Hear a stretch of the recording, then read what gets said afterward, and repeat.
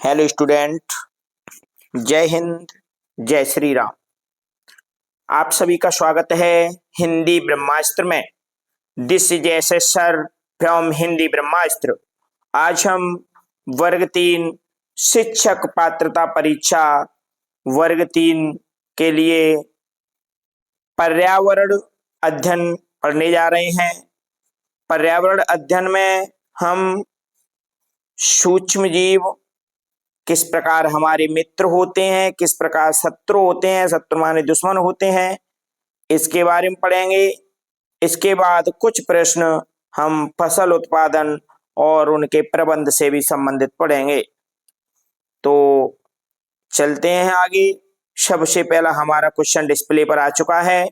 सबसे पहला क्वेश्चन है कि पशुओं को पालकर भी खाद्य पदार्थ प्राप्त किया जाता है, इसे पशुपालन कहते हैं। तो स्टूडेंट, कभी कभी आपसे क्वेश्चन बन जाता है कि खाद्य पदार्थ कैसे प्राप्त किए जाते हैं।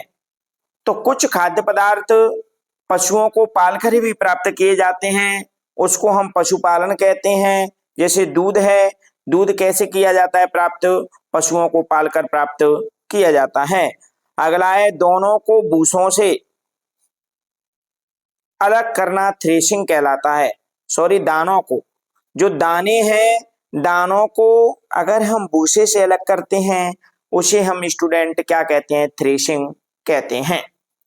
जैसे अभी हमारा सीजन चल रहा है बाजरे का, तो बाजरे को जब हम थ्रेशर या कटर के माध्यम से अलग करते हैं तो एक साइड में तो बाजरे का भूसा जाता है जिसे बूडरा बोलते हैं, और एक साइड में बाजरा आता है।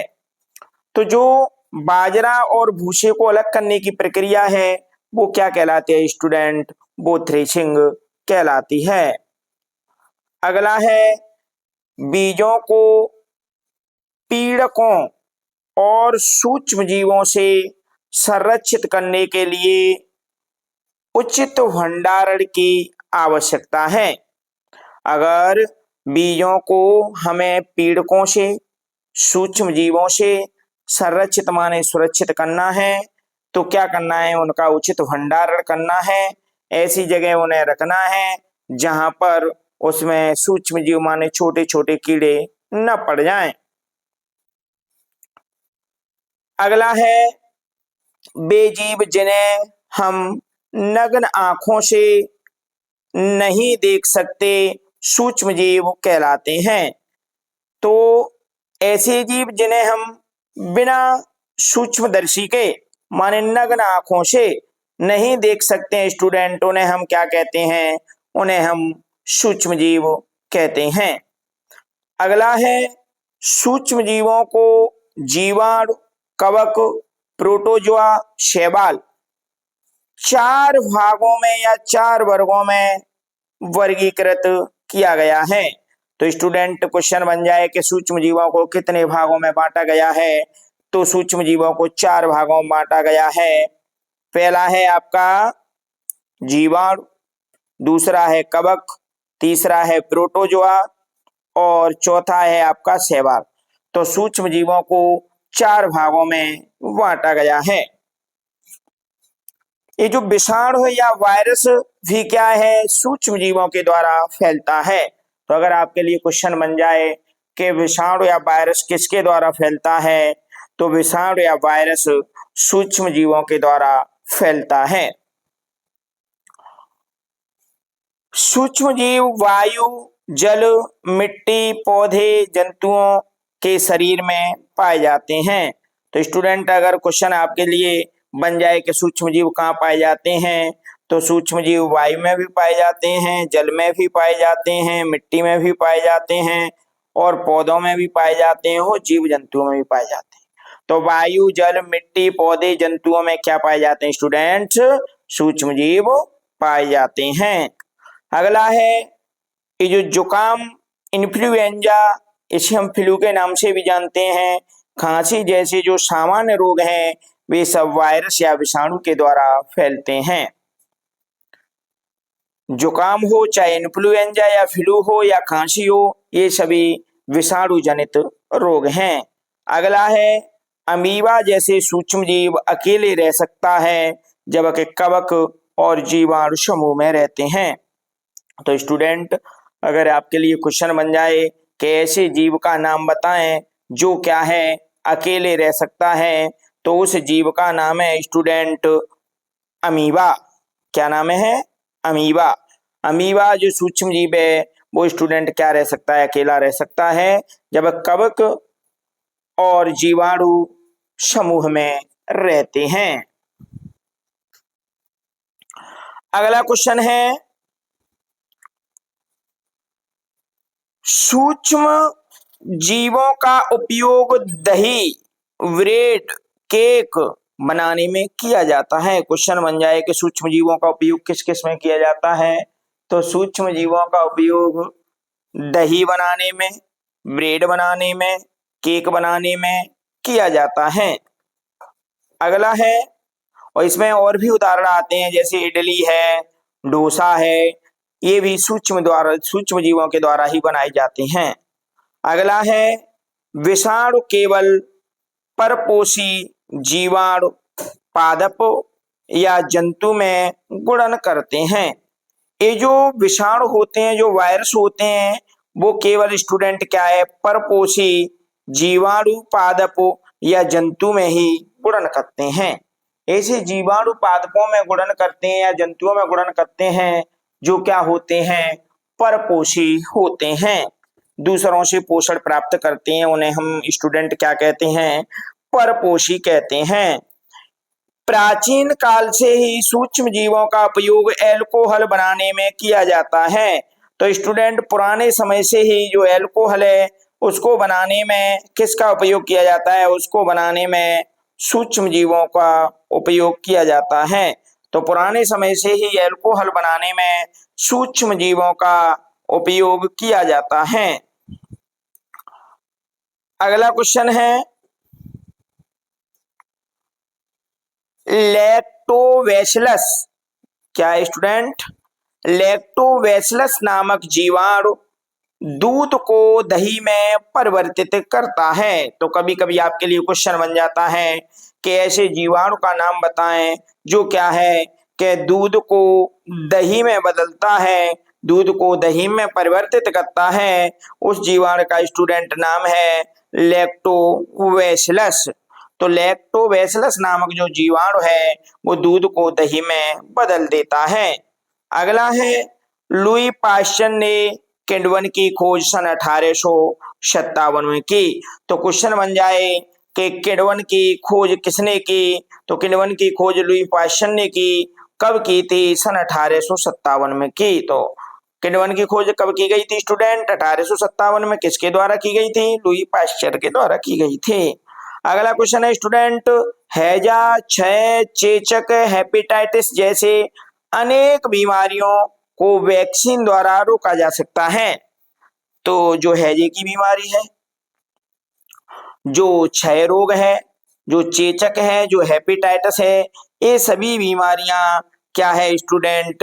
केवल और केवल वैक्सीन के द्वारा ही रोकी जा सकती हैं, जिसे हम टीके के नाम से जानते हैं। अगला है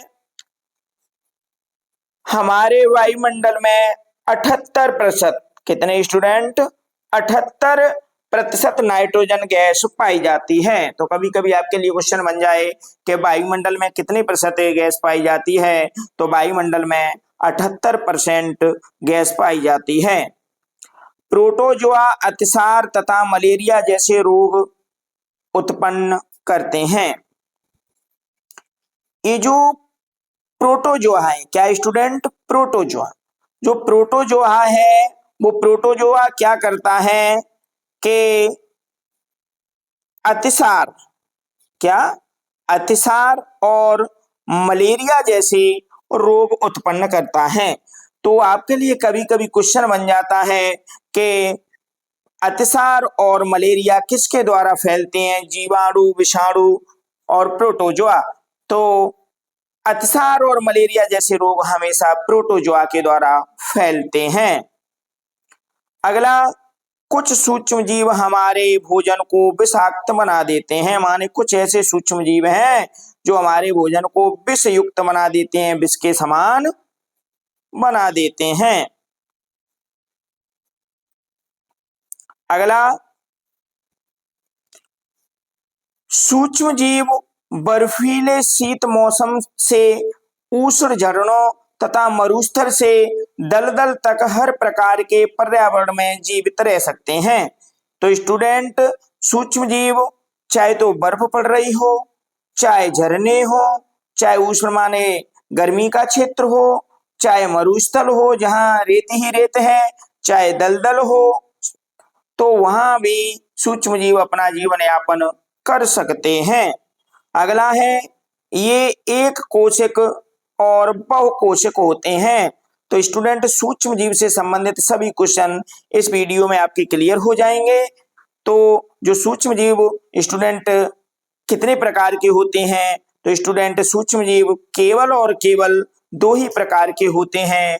नंबर एक कोशिक और नंबर 2 बहुकोशिक।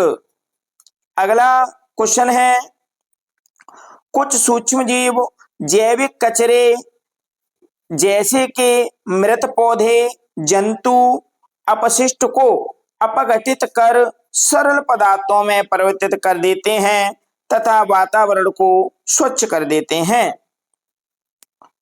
कुछ क्या होता है, कुछ ऐसे सूक्ष्म जीव पाए जाते हैं जो क्या करते हैं कि जो जैविक कचरा होता है, जीव जंतुओं से प्राप्त जो जैविक कचरा प्राप्त होता है, मृत पौधों से माने जो पौधे सड़ गए हैं या सूख गए हैं उनसे, जंतु अपशिष्ट जंतुओं के द्वारा छोड़े गए अपशिष्ट पदार्थ जैसे मल मूत्र, इनको क्या करते हैं कुछ सूक्ष्म जीव अपघटित कर देते हैं, माने उनको समाप्त कर देते हैं और समाप्त करके उन्हें सरल पदार्थ में परिवर्तित कर देते हैं, जिससे हमारा जो वातावरण है वो स्वच्छ बन जाता है।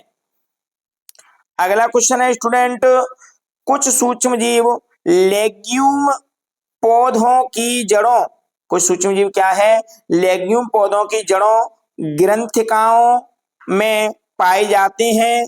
ये वायुमंडलीय नाइट्रोजन को मिट्टी में स्तरीकृत कर देते हैं, जिससे मिट्टी की उर्वरता में वृद्धि होती है। पुनः समझें स्टूडेंट इसे द्वारा से कि कुछ सूक्ष्म जीव लेग्यूम पौधे की जड़ों, जैसे दलहन वाले पौधे, जो दाल वाले पौधे हैं उनमें पाए जाते हैं, तथा ग्रंथियों में पाए जाते हैं। ये वायुमंडलीय नाइट्रोजन को क्या कर देते हैं, जो वायुमंडल में 78% नाइट्रोजन पाई जा रही है उसको स्थिरीकृत कर देते हैं, और जिससे मिट्टी की जो उपजाऊ क्षमता है स्टूडेंट क्या हो जाती है, बढ़ जाती है।